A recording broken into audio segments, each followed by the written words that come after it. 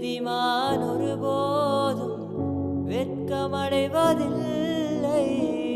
கர்த்தர் தமது கையினால் அவனை தாங்குவார்.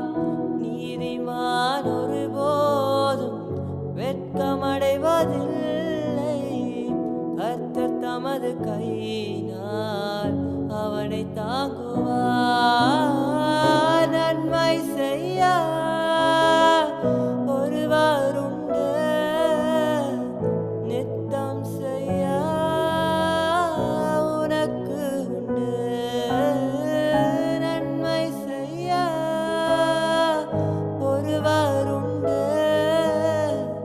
நித்தம் செய்ய உனக்கு உண்டு.